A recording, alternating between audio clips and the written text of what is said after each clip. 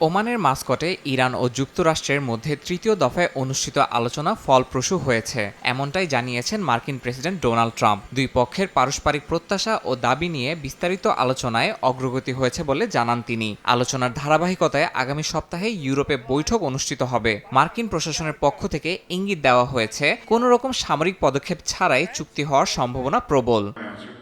এদিকে ইরানের সঙ্গে চলমান আলোচনা প্রসঙ্গে ইসরায়েলের প্রধানমন্ত্রী বিনিয়ামিন নেতানিয়াহু জোর দিয়ে বলেন, তেহরানের সম্পূর্ণ পরমাণু অবকাঠামো অপসারণ করতে হবে। কেবলমাত্র লিবিয়ার মতো পূর্ণাঙ্গ নিরস্ত্রীকরণের মাধ্যমেই একটি গ্রহণযোগ্য চুক্তি সম্ভব বলেও মত তার। নেতানিয়াহুর মতে আংশিক সমঝোতা কোনোভাবেই নিরাপত্তা নিশ্চিতে যথেষ্ট হবে না। আমি মনে করি ব্যালিস্টিক ক্ষেপণাস্ত্র ও এর উন্নয়ন রোধের বিষয়টি চুক্তির অন্তর্ভুক্ত করা উচিত। আমি বিষয়টি প্রেসিডেন্ট ট্রাম্পকে জানিয়েছি। আশা করি আলোচকরা এ লক্ষ্যেই কাজ করবেন। আমরা যুক্তরাষ্ট্রের সঙ্গে ঘনিষ্ঠ যোগাযোগ বজায় রেখেছি। আমি স্পষ্ট জানিয়েছি, যে কোনো উপায়েই হোক ইরানকে পরমাণু অস্ত্র রাখতে দেয়া যাবে না।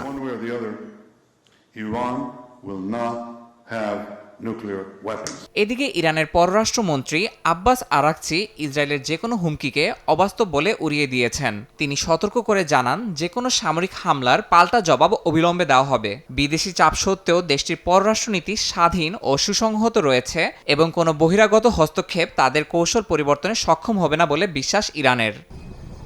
যুক্তরাষ্ট্র ও ইরানের মধ্যে ইতিবাচক অগ্রগতির আভাসের মধ্যেই মধ্যপ্রাচ্যের পরিস্থিতি সংবেদনশীল হয়ে উঠেছে। বিশেষজ্ঞরা মনে করছেন, আলোচনার মাধ্যমে একটি দীর্ঘস্থায়ী সমাধানে পৌঁছানো সম্ভব হলে তা গোটা অঞ্চলের নিরাপত্তা ও স্থিতিশীলতার জন্য মাইলফলক হতে পারে। ইয়াসিন মোহাম্মদ জিসান, সময় সংবাদ।